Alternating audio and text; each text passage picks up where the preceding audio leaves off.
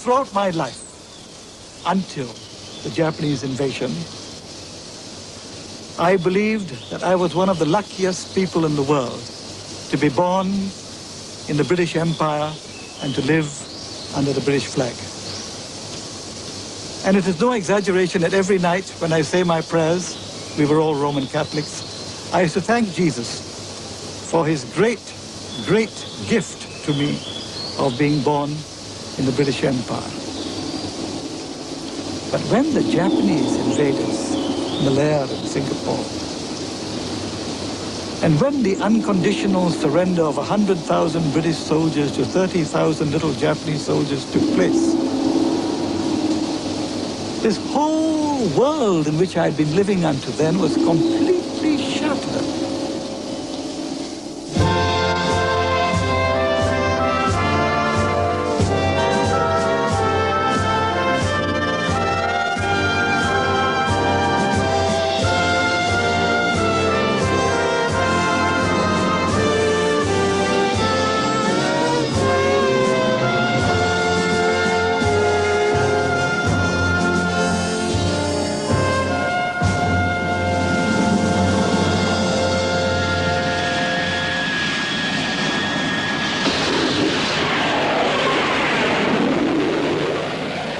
In the 19th century, the heyday of empire, Britain used to send a gunboat or a regiment to stamp on any threat to its colonial interests.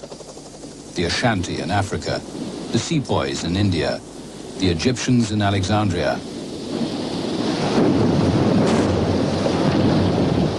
In 1982, Britain sent a task force to seize back the Falklands, one of its last and most distant colonies.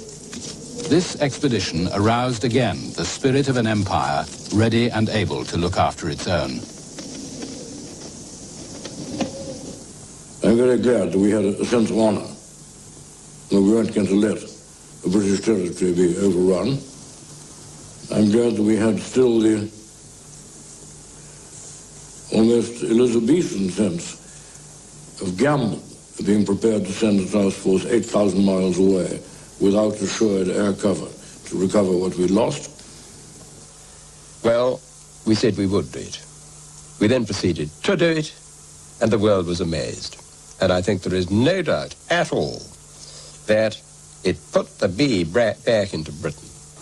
I was very disturbed because it really meant a restoration of colonialist feeling.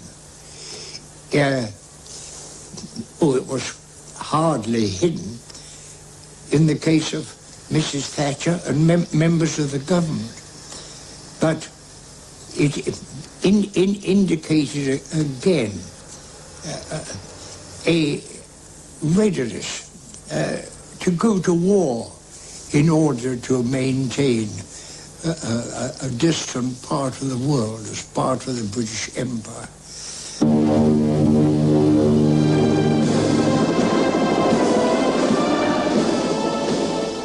Until the start of this century, the empire flourished thanks to the occasional use of brute force. This allowed the guardians of empire to conduct their business like gentlemen.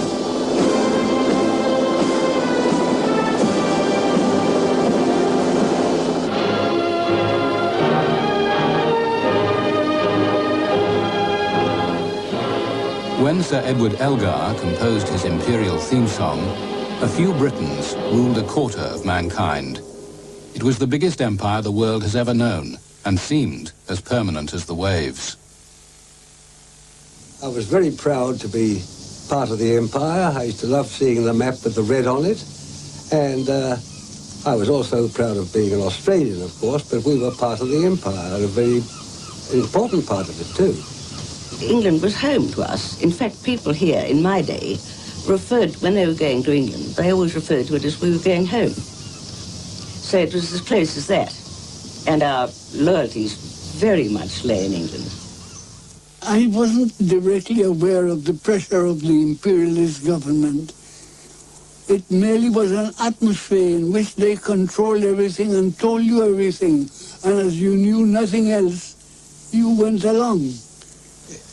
Colonialism then was so integrated with the West that those of us who urged that imperialism should be ended were regarded as crazy.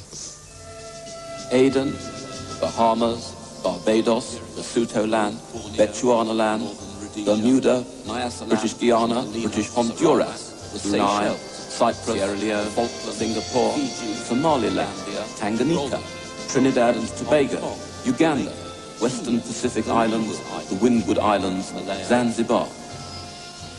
The empire was too much to take in. To some, it meant a sacred trust, justice and democracy, progress and civilization. To others, it meant vicious oppression, alien autocracy, exploitation. To Noel Coward, it was all just a bit ridiculous. It's such a surprise for the Eastern eyes to see that though the English are effete, they're quite impervious to heat. When the white man rides, every native hides in glee, because the simple creatures hope he will impale his solar topee on a tree.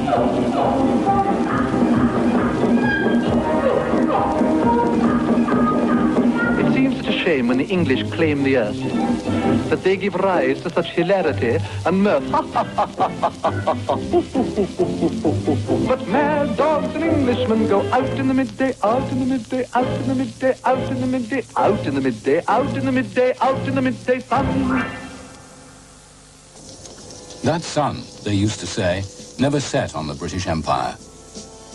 When the new King Emperor, George V, visited Delhi in 1911, he knew that behind the pomp and circumstance lay the unswerving loyalty of the Indian Army.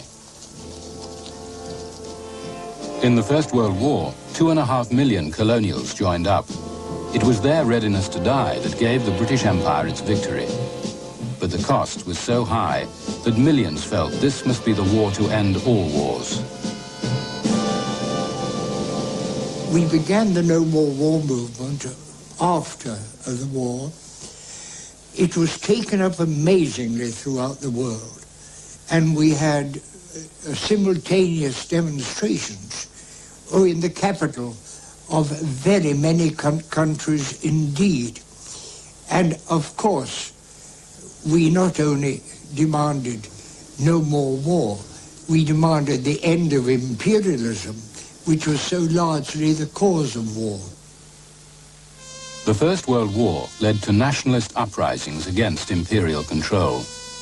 In India, Britain rode out the storm. But near home in Ireland, and at the imperial crossroads in Egypt, Britain was forced to yield. The end of empire had begun. In 1920, Britain had responded with a propaganda gesture on a grand scale. The heir to the throne was put to work, together with his friend and relation, Lord Mountbatten. What did one really know about the empire? Very little. Most of it was hard to get at. There was no air travel in those days, and practically no films to reveal it to us. So all I knew was what I'd read and heard. My cousin, the Prince of Wales, was the most popular figure at that time. It was considered that nothing could be better for empire relations than a tour around it by the Prince of Wales. The Prince and Mountbatten sailed right round the world, even calling at tiny colonies like Trinidad. I was teaching at Queen's Royal College, and I achieved the honor of shaking the hand of the Prince, which a whole lot of people didn't, because you can't shake too many hands in a day or two. Wonderful. But it first made me, what? What are they fussing about that? I shook his hand. I walked round with him, and then he said goodbye.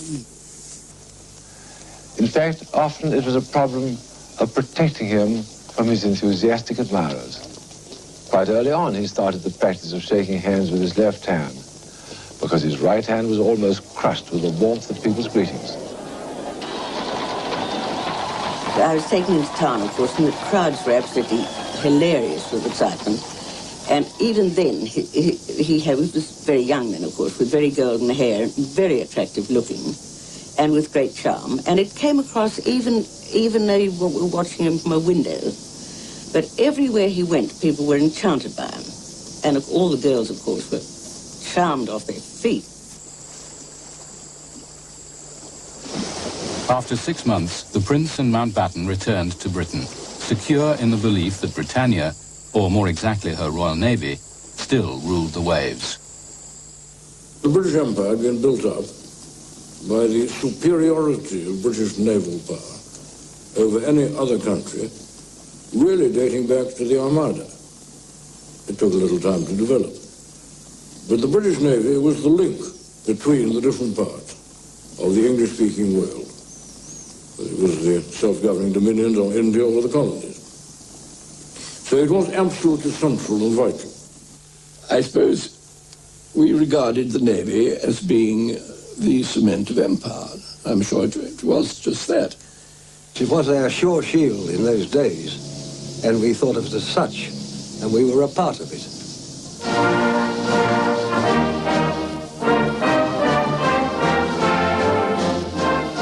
The senior service expected to be taken seriously, at least most of the time.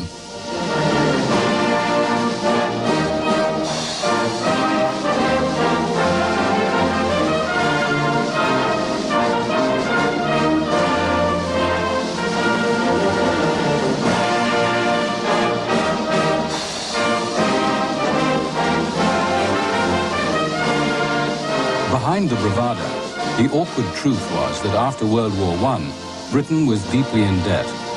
The British could not afford the naval supremacy they took for granted. Both Japan and America would soon be able to outrun and outgun the Royal Navy. So in 1922, a great conference was held at Washington, where the major maritime powers concluded a strange defense agreement. Britain broke off its treaty with World War I ally Japan, and all the powers agreed to limit the size of their navies. In a spirit of economy and no more war, many ships were scrapped.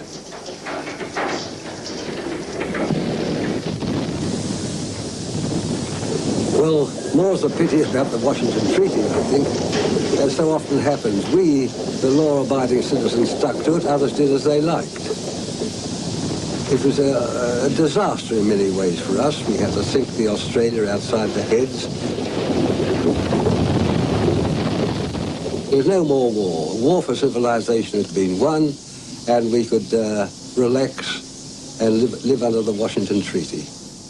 The Washington Treaty, in the words of my great boss, Admiral Lord Cunningham, he said that was the end of the Royal Navy and of the British Empire as the first naval power of the world, the beginning of the end. And this meant that instead of having overwhelming superiority in the Indian Ocean, the Pacific, and the Atlantic, and the Mediterranean, we were really reduced to the Mediterranean and the Atlantic. And so we built the base in Singapore so that we would be able to reinforce the Indian Ocean, and therefore Australia and New Zealand, as well as India and Malaysia, if there was a crisis. Key British bases had long locked up the globe. Gibraltar and Malta for the Mediterranean, Aden, the Cape, and Ceylon for the Indian Ocean, and at the foot of British Malaya, commanding the Oriental trade routes, Singapore. Now that Britain had neither the money nor the ships to maintain a Far East battle fleet, nor Japan as an ally to do the job, Singapore took on a new role. It was to become a base without a fleet. When British interests were threatened, a fleet would be sent from home waters and here fitted out for battle. We stopped at the then completely undeveloped Singapore in those days, and I so particularly remember going up to what eventually became the dock, and it was just like seeing a vast sort of sandcastle marked out like a child's thing, marked out in what I've already unkindly referred to as a mangrove swamp, and you could just see the lines laid out, you see, and eventually from that the dock was developed. The centerpiece of the new naval base was to be a massive dry dock, built in Britain and towed the 8,000 miles to Singapore. But construction work was spasmodic. It was pushed ahead, then cut back by successive governments. Finally, in 1938, it was finished.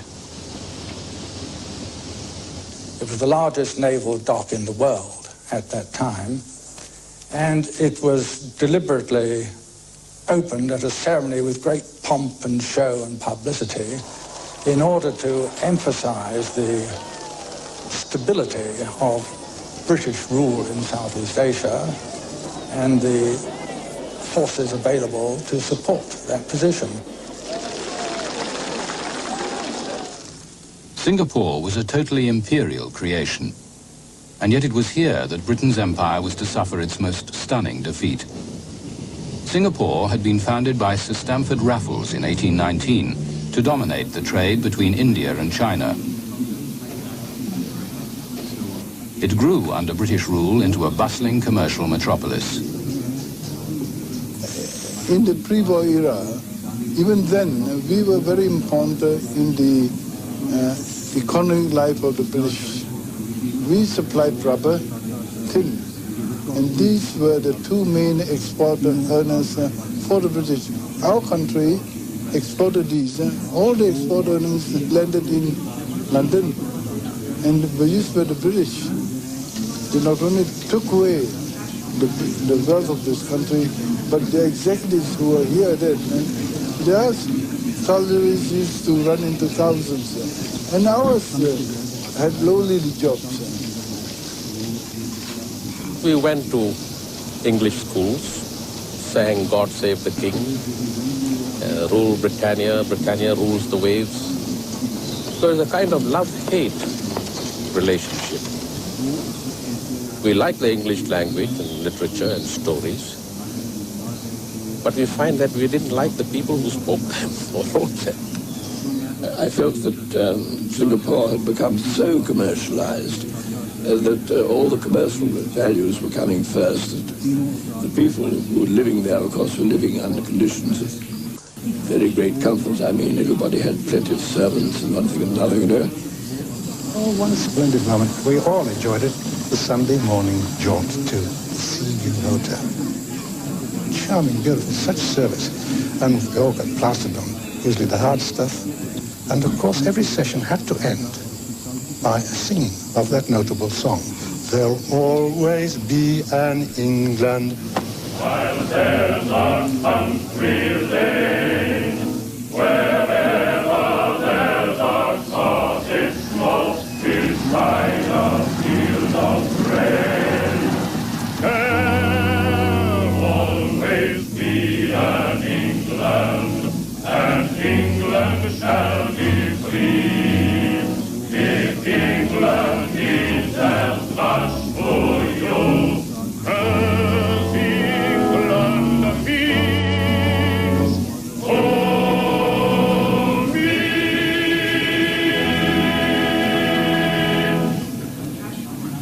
What went wrong with the dream? What went wrong with the dream was the lack of realism in the 1930s of the British ruling circles, who couldn't believe in the danger that Hitler and Mussolini presented. And they couldn't believe that anybody would be so foolish or so unrealistic as to embark on a policy of aggression and risk another war. You see, from the point of view of the military planners, there were two possible enemies. One was Germany and one was Japan. And the deployment in peacetime enabled us to accomplish both functions. We were able broadly to balance the forces of Germany and Japan. With war in Europe only a year away, Britain still asserted that Singapore could deal with the growing threat from Japan. Aloft again and headed for Singapore. Our hearts beat proudly as the Empire flying boat comes in. Britain's far-sighted leaders for generations have maintained strong forces at the Empire's strategic crossroads. But Singapore's real greatness is its link in the chain of Empire's strength and communications. On land, air and sea, Singapore's units are symbols of an empire that is as free as the air and as permanent as the sun. We were dependent, of course, upon the arrival of the Eastern Fleet. Remember, there was no war on at all then. The European War Party were very busy planning the European War, but we in the Eastern War had to depend upon a mythical Eastern Fleet. We had a whole set of plans, which I happen to be responsible for, as a matter of fact, developed for moving the Mediterranean fleet to the Far East. And of course, when the Axis War developed and our battles with the Mediterranean, in 1938 we had to abandon that policy, and that was the beginning, really, of all Singapore troubles. Our interests in the Far East, which were very great, could not be defended. It was really a situation of bluff more than anything else. Let's say that we had forces out there, quite small ones, but if we were really attacked and if the Japanese began to build up their strength, we would be in very great difficulty. Britain's leaders feared the empire would not survive a war on both sides of the world at once. So, desperate for peace at almost any price, Prime Minister Neville Chamberlain flew to Munich and appeasement. This morning, I had another talk with the German Chancellor, Herr Hitler.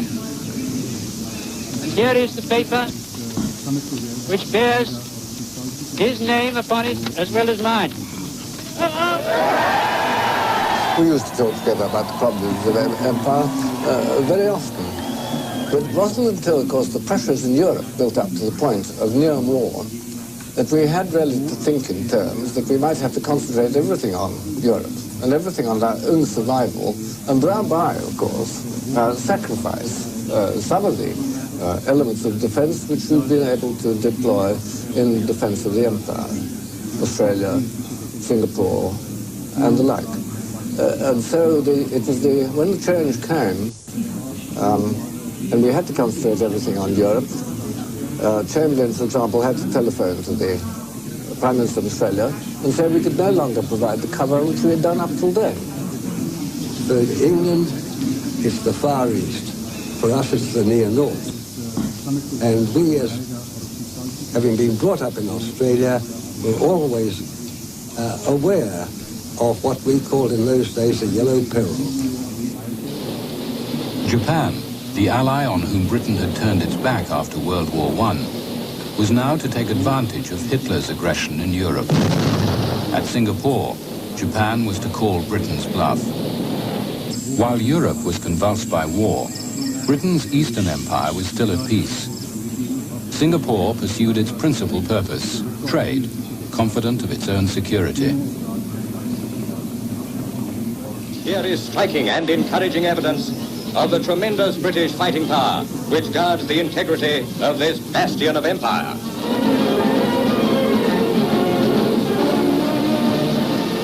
Wartime newsreels were principally morale boosters for beleaguered Britain. By passing on the optimism of official propaganda, they helped to spread the myth of Fortress Singapore.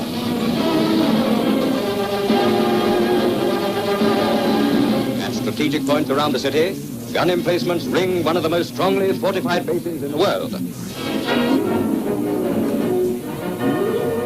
The garrison, which is being continually reinforced, is fully capable of maintaining Singapore as a city of the British Lions.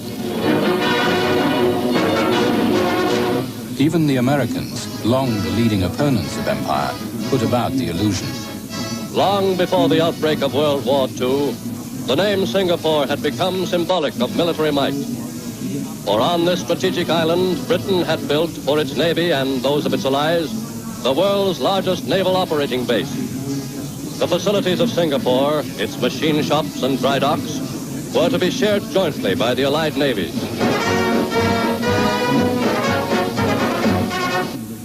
Some felt that the Japanese would not be so idiotic as to attack the Americans and ourselves, because if they did, they were bound in the end to lose.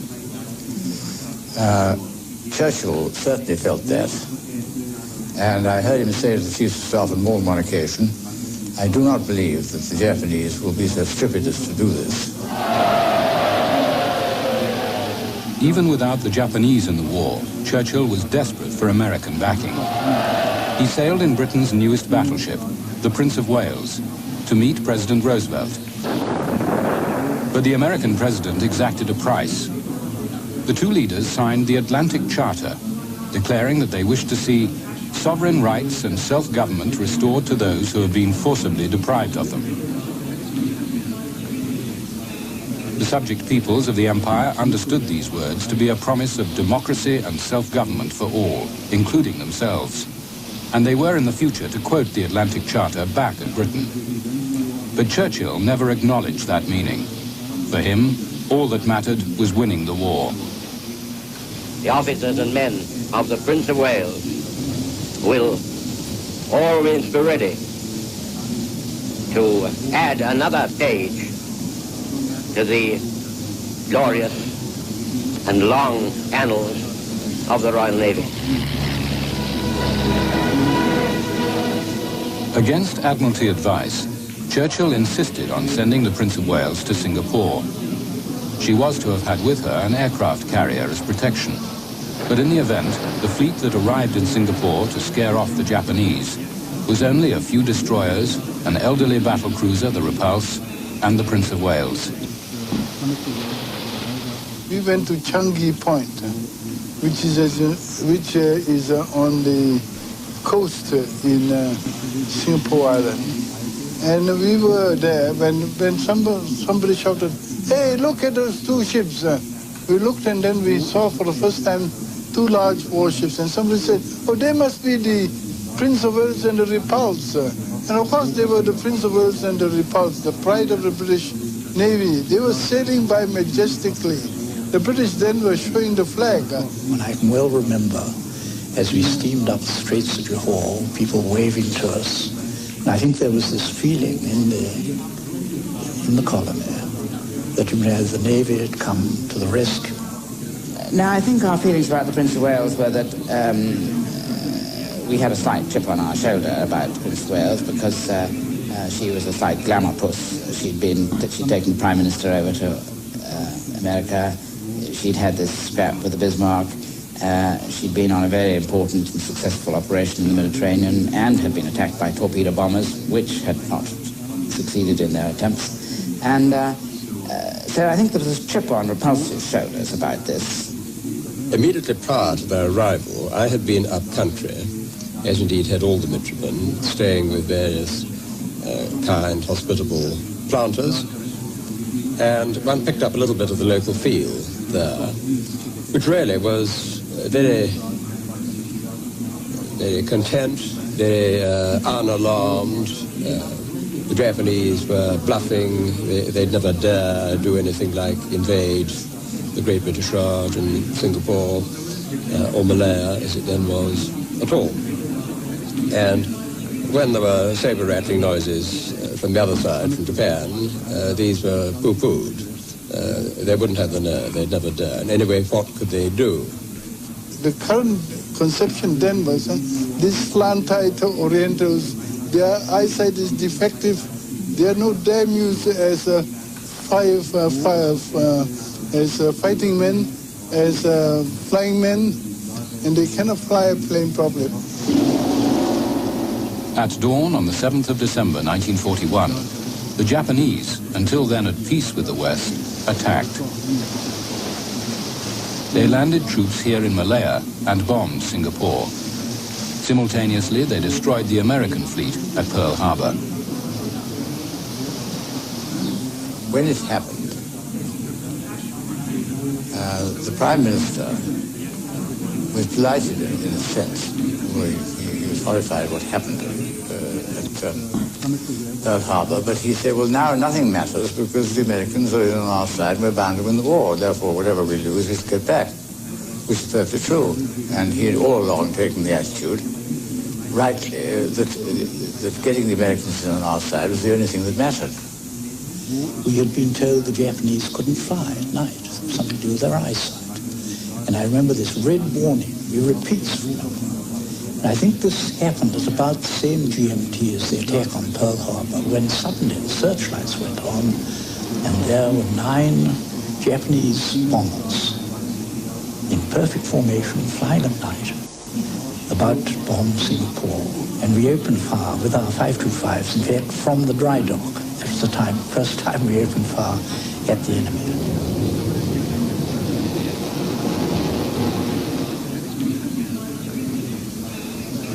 ちょうどシンガポールはネオンサインが輝いてまして、ちょうど下で、皆若い者でもダンスでも生じていると思いまして、これは奇襲ができるなと思って、喜びまして、見た途端にパッとその灯火管制で消えまして、それからその残ってる、明かりを目標に私たちの4個中隊で、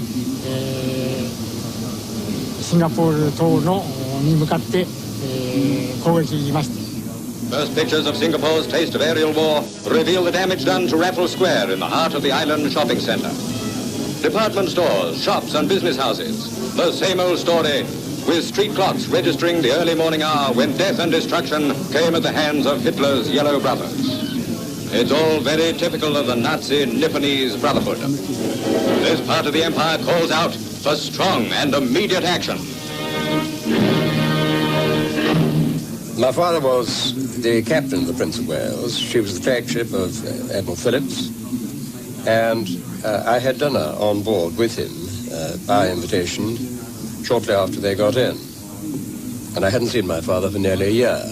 And we had a very relaxed family dinner, supper, really, in his cabin. Nobody else present.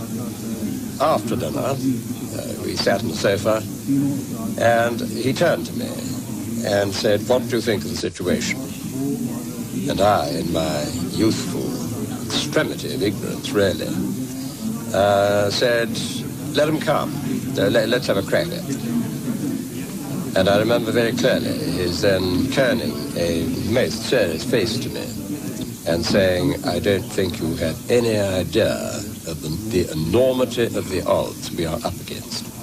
And the captain sent for me and he told me roughly what was going to happen. We were going out to try and intercept the transports which were landing troops in the north of Malaya and in Siam.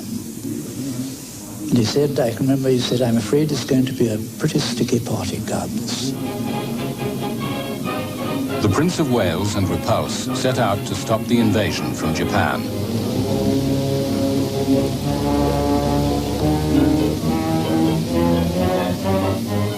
What happened next was to inspire the Japanese to make a full-length feature film for their wartime propaganda. It accurately follows the accounts of the men who took part.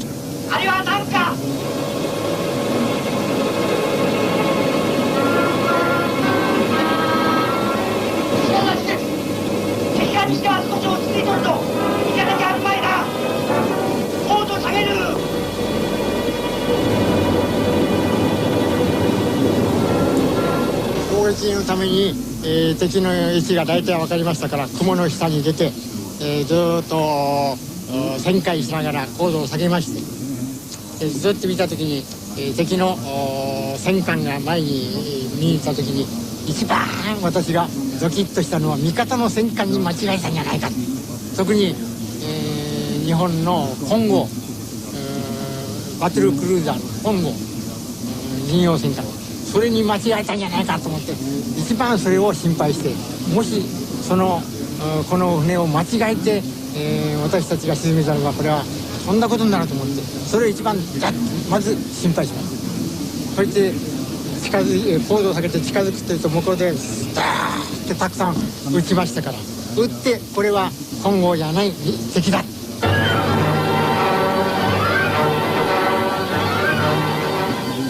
I think shortly after 11 o'clock we picked up the enemy formations coming in, aircraft, and clearly they were coming straight over us. In fact, they selected Repulse, I think, for the first attack. And it was a high-level bombing attack, the sort of thing we'd expected. Very accurate, much more accurate than the Italians or the Germans had been doing, from very high level. And the very first stick of bombs that came down from 8 or 9 aircraft came right across the ship, hit us 2 times or 3 times. No serious damage, a lot of fire and smoke and holes and people, 1 or 2 people killed. that sort of thing, but didn't affect the ship in any way. But the next wave which arrived was an altogether different kind of tree. And these were the chaps who really did us the mortal blow. It was a most brilliantly executed operation. One has to give them that. It was their first 11.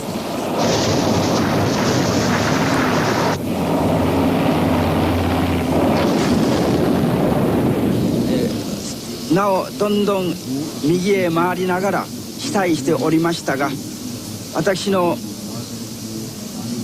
は操縦しておりまして、水中は見ませんでしたが、私の後ろに乗っておりました偵察員の前川とひげを生やした一等兵曹ですが、大将が当たりました、こう言って命中と言って大きな声で喜んでしました。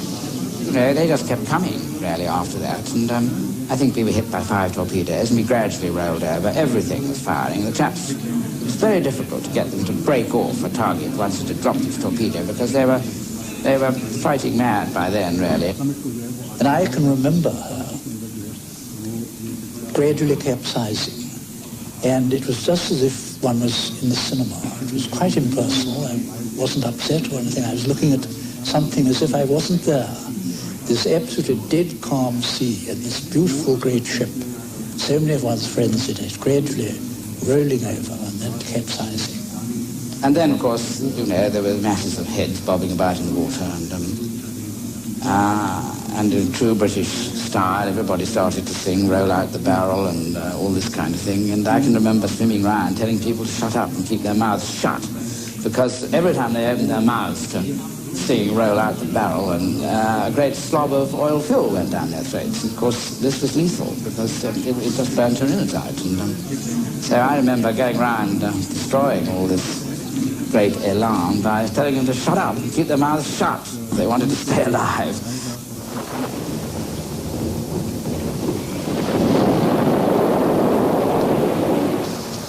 Word came through that they were being attacked by air, and of course we didn't have a carrier with us, or they didn't have a carrier with them. I was in the war room, and very shortly afterwards, just as we were trying to arrange for further tugs and things to go out to help them, we had nothing else available. Word came through, well, the Admiral who was in charge of the war room, Admiral Palliser, put his head through the scuttle and said, "Needn't worry about the tugs, they've both sunk." The Japanese celebrated the sinking of so formidable a foe, the pride of the British Navy.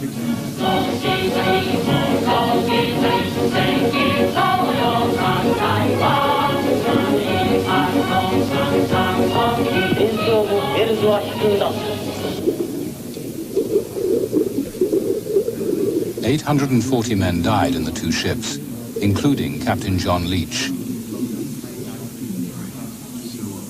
I suppose in hindsight, it wasn't a very good gamble. And it must remain, I think, barely conceivable, inconceivable, that just two ships like that could have deterred, let alone in the event stopped, the Japanese from doing almost anything they wished in the area. That itself was utter waste. When Churchill sent the Repulse and the Prince of Wales, there was an electric shock throughout the country when they went down. But again, it was covered up. Business went on as usual in Singapore. Parties were held in Raffles Hotel, New Year parties and Christmas parties. They went on, and the European community just had complete faith in the British, and so had we. The British had always been supreme, and we just couldn't envisage the British being defeated, and we accepted. Oh, the Jap and the Wolf and the Hun, they'll be sorry for the war that they've begun.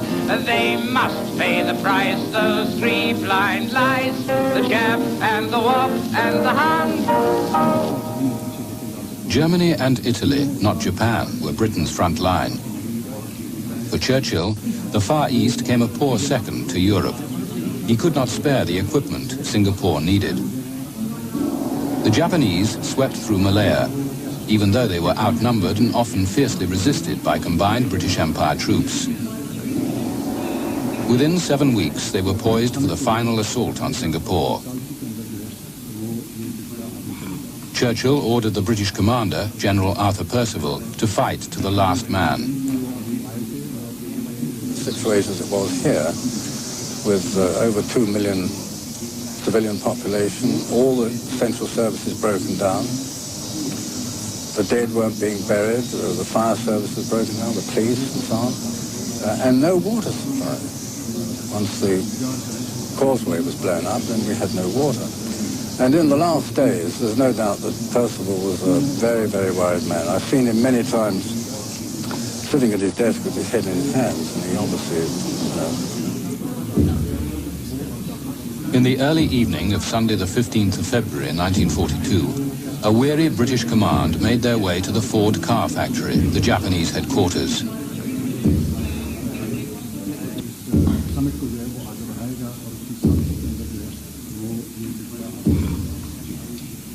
General Yamashita arrived to accept the British surrender from a wretched General Percival.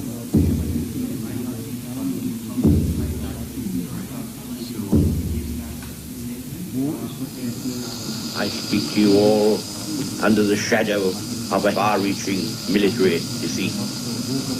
It is a British and imperial defeat. All the Malay Peninsula has been overrun. Singapore has fallen. The Japanese commander himself could hardly believe it. 130,000 British Empire troops had surrendered to a quarter as many Japanese. That night, there was an uncanny silence over the whole island. The shelling stopped, the sirens stopped, no more bombing, and everybody had fear in their heart. To us, that, that seemed to be the end of the world. There was no hope, no future. And when capitulation came, it was a traumatic shock. An unbelievable shock. It's a ghastly end of the world that just didn't penetrate. We were frozen. We were like zombies. Well, before the Singapore surrendered, before the fall of Singapore, most people thought the British, were very wonderful. They could protect Singapore, and we were given to understand that Singapore was impregnable. And in the end, Singapore really fell, and that exploded the myth of the British, They could do everything. In military terms, the fall of Singapore was not crucial. But for the Empire, its effect was shattering. Belief in British superiority crumbled.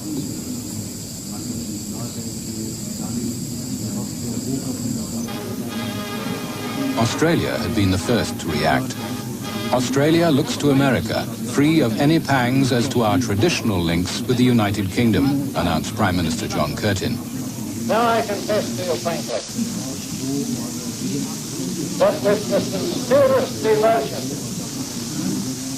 to the cause of the British Empire in the world, I have fought as hard as I can for Australia. It is perfectly true that I made a direct and definite appeal to the United States of America. I think it was a very, very brave and a very clever adjustment to his thinking that he made, and I give him full marks for it. I was personally delighted, of course, because I have such high regard for the Americans, and I'd just as soon almost be saved by an American as saved by a Briton. I mean, there it was. Somebody had to save us. Industrial and independent, Australians have been turning to new markets and new interests outside the empire.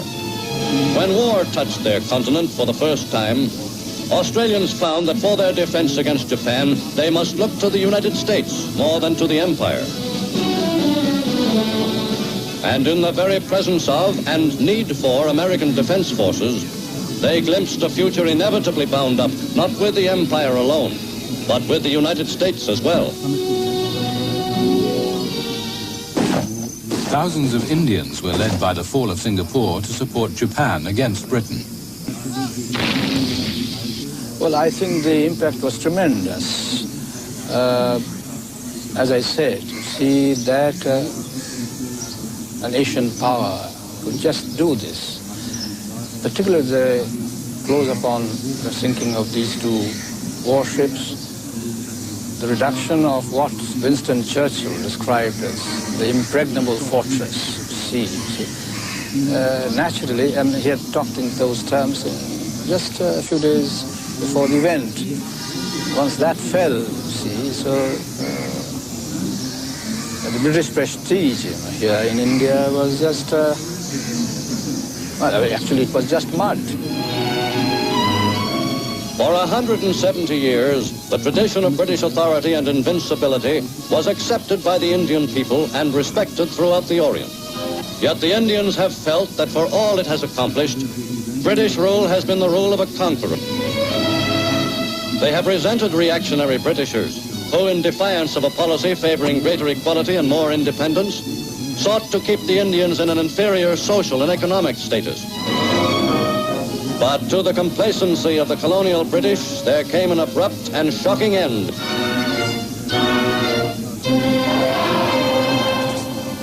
The Japanese overran Burma and even bombed Australia and India.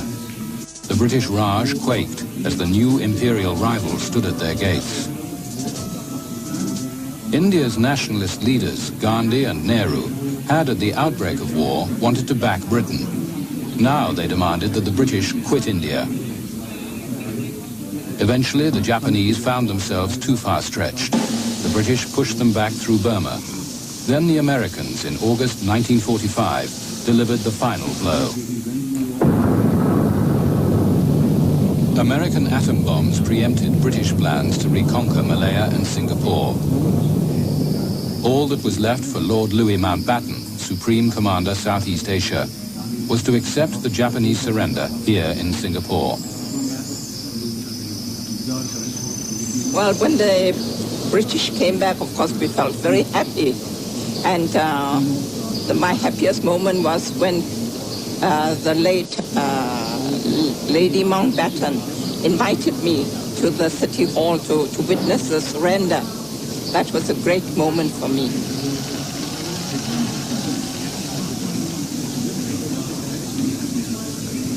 I have today received the surrender of the Supreme Commander of the Japanese forces that you have been fighting. And I have accepted the surrender on behalf of all of you.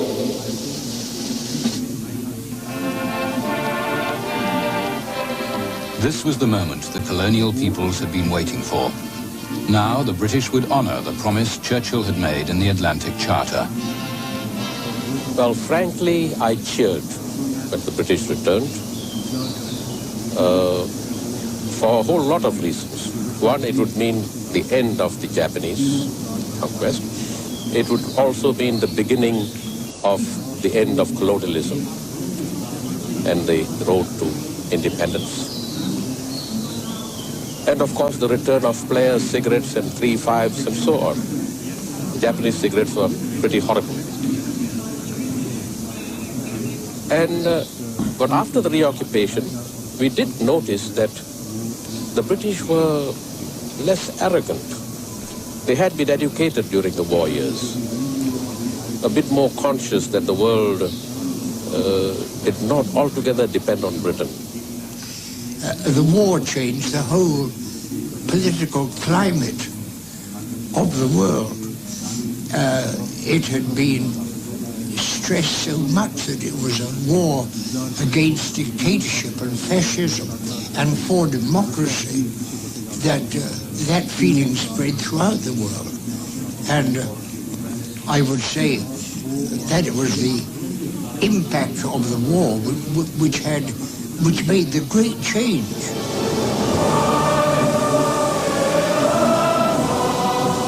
Victorious Britain was in no hurry to keep its wartime promises. The British recovered every inch of the empire, which Churchill said stands more united and powerful than at any time in its long, romantic history. He was wrong. Britain was exhausted, on the brink of bankruptcy, and overshadowed by its wartime allies, Russia and America. A wind of change was blowing through the empire, arousing nationalist demands Britain would prove powerless to resist.